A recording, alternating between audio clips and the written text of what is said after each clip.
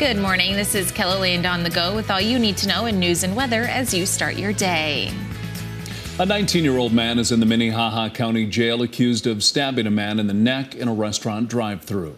We first told you about the crime last month. A passenger in a car had stabbed and cut the driver several times, but the victim was expected to survive. At the time, the authorities were still looking for the suspect.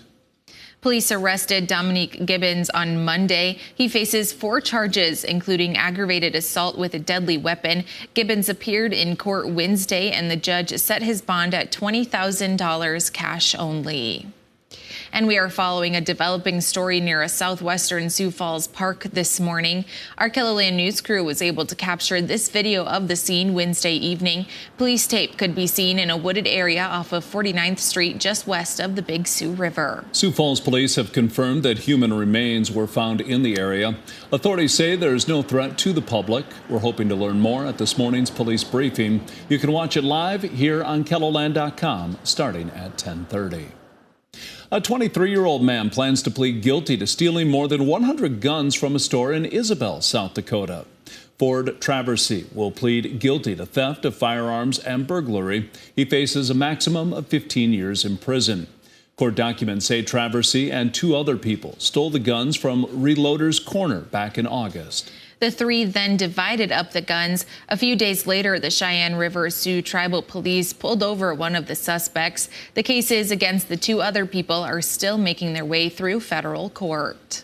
Now let's get a check of our weather with meteorologist Scott Munt, starting the day on a very cool note. Scott. Yeah, temperatures this morning, 40s and 50s. These numbers will warm, maybe slightly warmer than what we had yesterday. We'll try to bring these numbers in the upper 70s to the lower 80s. And as of 7 o'clock this morning, we have temperatures still in the 40s and low 50s.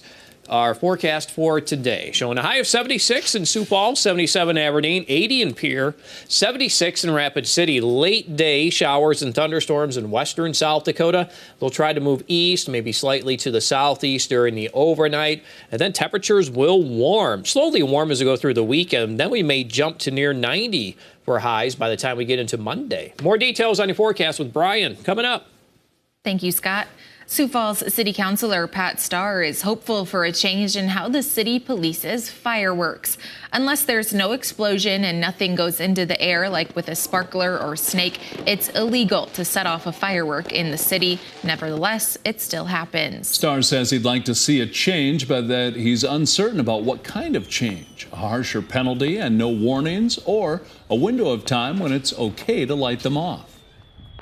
I think we really need to have a community discussion because it happens every year.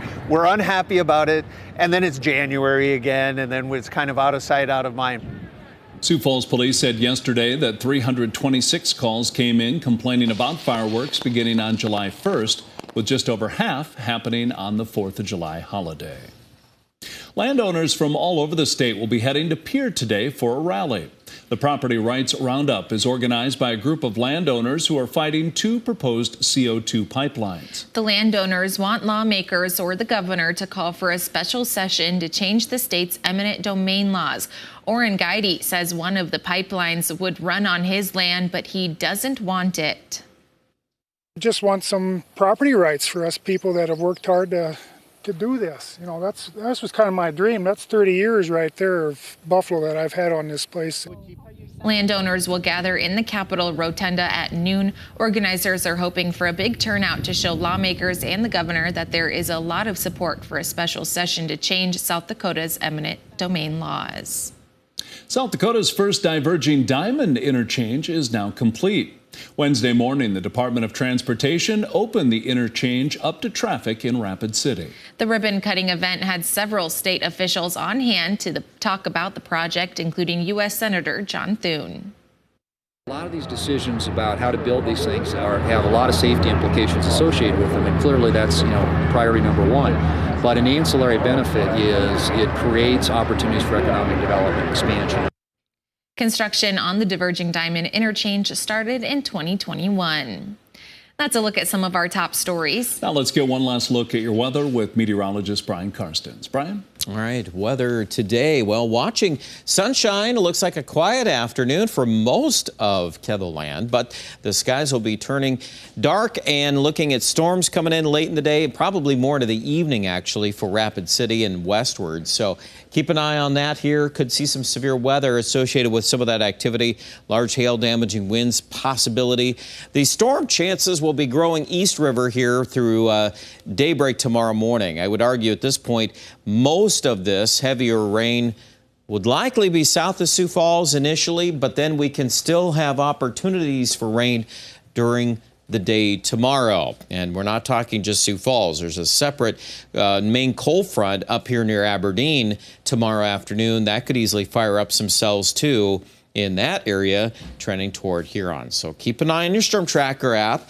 Some of you, Sioux Falls, raise your hand. Yep, needing some more rain. Obviously, that's true also into southwest Minnesota and parts of northwest Iowa. So it's been one of those summers. This stuff's hit and miss, but we're hopeful tomorrow, a little more rain. If you've got outdoor plans, though, that will be a factor. All right, 76 today, Sioux Falls. That's not a warm day by July standards. 76 also in Rapid City. Our forecast lows tonight, not as chilly. 57 Sioux Falls, 60 in Chamberlain, and fill up there at 56. We're going to fire up some of those thunderstorms again tomorrow. During the day, Aberdeen could hit 75, but look at Brookings, Marshall, Sioux Falls. I think the clouds, the rain chance during the middle part of the day is going to really hold down that temperature. So do keep that in mind. And then we're back in the 80s here as we head toward the weekend. So things do recover. In fact, 90 on Monday before we see another front and maybe some more general thunderstorms in the region by about a week out or so. Aberdeen, well, 70s to kick things off. We warm up a little bit Sunday, Monday, and then back down we go. So not a hot start or not a sustained hot start to the month of July. Pierre, yep, same thing. We hit maybe 90 by Monday. I think these rain chances the next 24 hours looking pretty decent tonight and part of tomorrow. And then after that, again, it'll be a little drier cycle of weather. Rapid City, well, rain is coming tonight. 30% chance again for Friday and Saturday, and then a little drier Sunday and Monday. Check out the rest of the details online at ketherland.com.